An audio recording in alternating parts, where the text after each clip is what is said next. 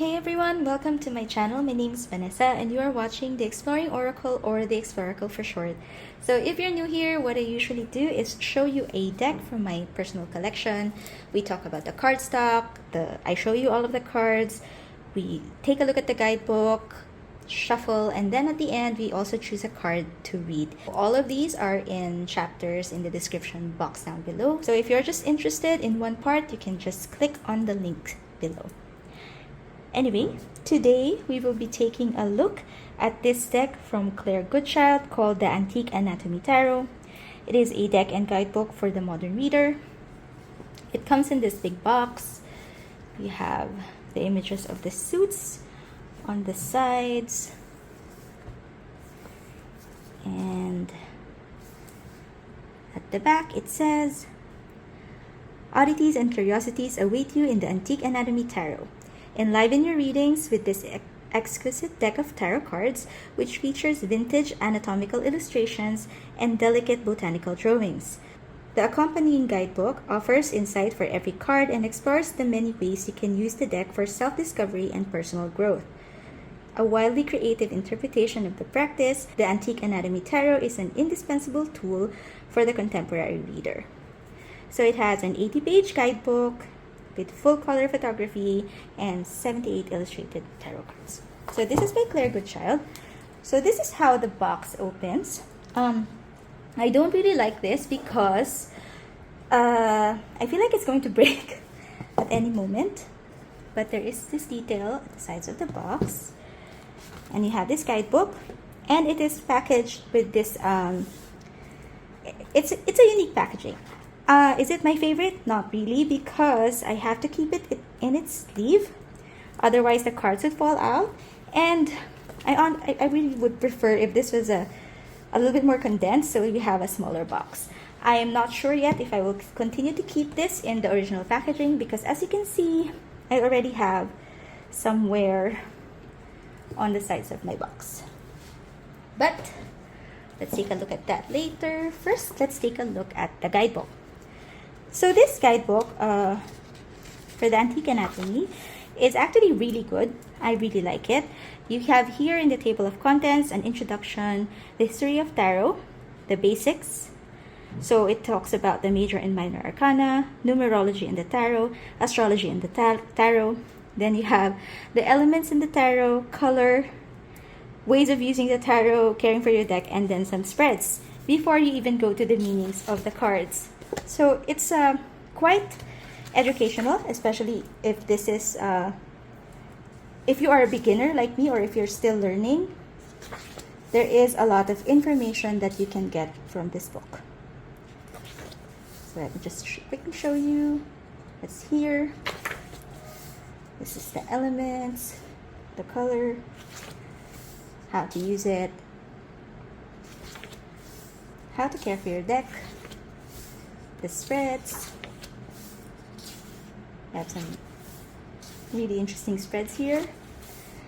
And then you go into the meanings. So for each card, for the majors, you have the numerological correspondence, astrological correspondence, the element, companion cards, and then the meaning and keywords.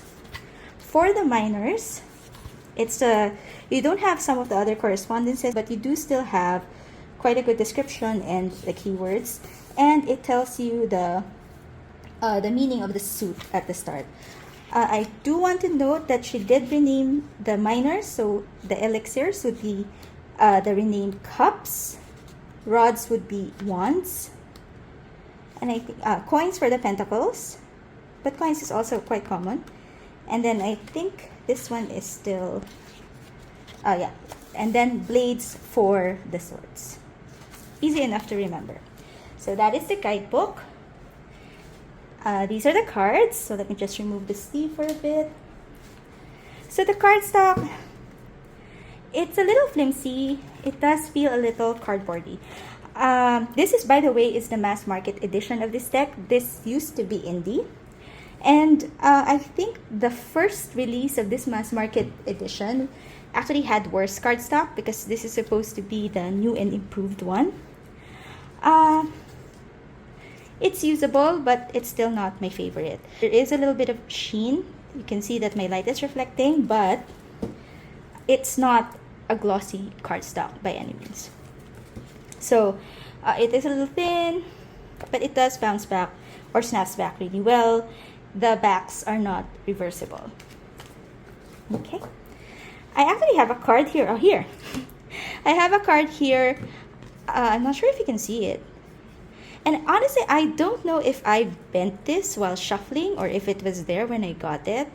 But I don't really mind. When you shuffle it in, it doesn't really interfere with how I read. So it's fine. Okay, so let me just zoom in and we can take a closer look at all of the cards. Okay, so we'll start with the Fool. So it is borderless. The art, it's anatomical representations, so mostly skeletons, skulls, and then you have the botanical design. I didn't think that I would be drawn to this, to be perfectly honest, but for some reason, when I got it, it has its own charm. And actually, I got her Oracle decks, Oracle of Oddities. I got those first, and then I had to get this so that I can pair it with them. It's not the type of art that I would automatically gravitate to, but there's something about it, and along with the guidebook, that makes this a really great deck for me. As always, feel free to slow down, pause, or even speed up this flip through. I usually go over it pretty quickly already, but yeah, you can pause if you want to take a closer look at the cards. I like that it is a little bit, it has a bit of a limited color palette, but there are pops of color that make, that really stand out. Really beautiful. This is the rods or the one suit. It's a bit like, it is definitely a Pippish deck. But it's something that I have grown to love. And yeah, I really do like this deck. Oops.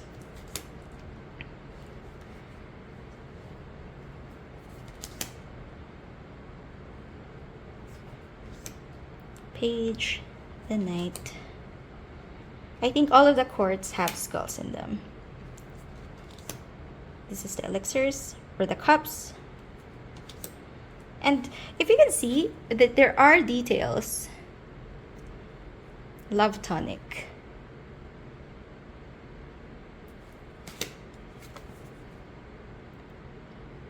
Joy, bliss, love. So yeah, it's very well done. I think it's well thought of. It's quite smart in that sense. I like the old school feel of these elixirs. Yeah. For the Eight of Cups, you have here the Let Go potion. Let go of the despair. It's, yeah, I think this is my favorite suit. Usually it's the swords, but for this deck, I think it's the elixirs. Then you have here the Page, the Knight, Queen, and the King. Then you have the Blades or the Suit of Swords.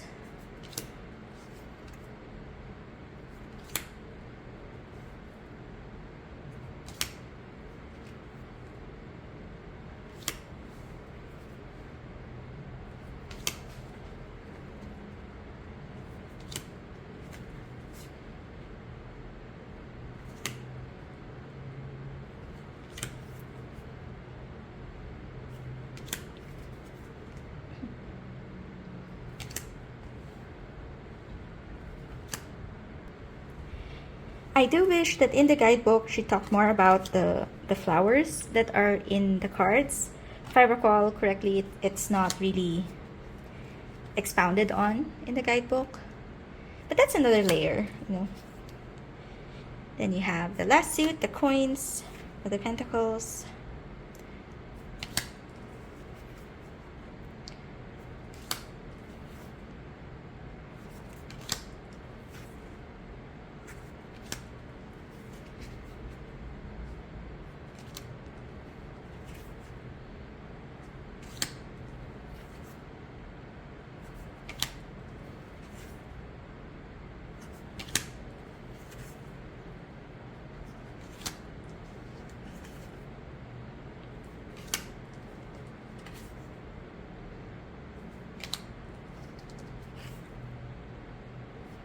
And king.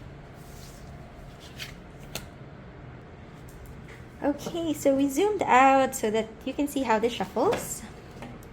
So, it's a usable cardstock, but I don't know if it's because of the, it does feel a little cardboardy to me, but I can't really get a super good mix in this.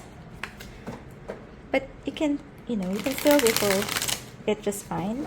It does seem to riffle better face up. So I do have decks like that. So of course, just try whatever is comfortable for you. I don't think that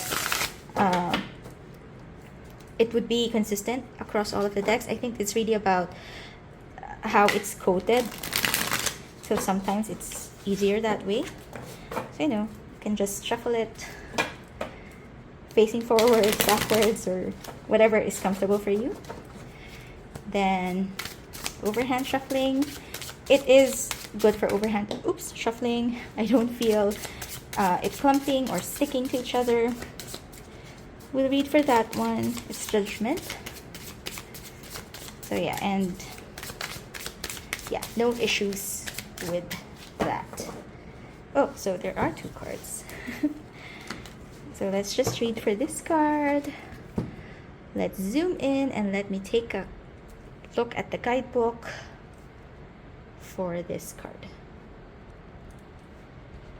Okay, so for the Judgment card, the numerological correspondence is 20. The astrological correspondence is Pluto. The elements would be fire and water. And the companion cards would be the High Priestess and Justice. So what it says, the past is calling and it won't stop until you acknowledge it. The Judgment card is all about acceptance and forgiveness. When you understand that some things can't be changed, you can finally move on to bigger and better things. This card wants you to stop wearing masks and to be your authentic and imperfect self. What makes you great is your resilience in the face of your toughest trials, and your battle scars contain the map to your future. Rebirth is the process of reflecting on your choices and understanding how they led you to where you are now. You're about to be resurrected into the next version of yourself. And then the keywords would be rebirth, acceptance, purpose, awakening, and resurrection. So I do like how this guidebook reads. I'm quite picky about guidebooks, and I do prefer decks with guidebooks. I am not, especially for this kind of deck, because it's not something that it's not RWS based, or it isn't an RWS clone. So especially if you're still learning or still getting the hang of tarot and you're not really an intuitive reader, good guidebooks are a great supplement to your learning. And I like and appreciate this particular guidebook because it's not too long. There's a lot of information that you can get. It does offer you a different view of the tarot because it's not just your typical RWS imagery or meanings. So I think it's very creative and well done. The art might not be for everyone, but if you are drawn to it, I would suggest that you take a closer look because it is a really good deck in my opinion. The cardstock could be improved. It's not my favorite, but yeah, there's something about it that I absolutely love, and I think that I would continue to enjoy this deck as I go through my tarot journey or tarot studies. The Emperor and the Empress with death in between. Yeah. So I'm just laying it out like this so that you have an idea of what it would look like in the spread.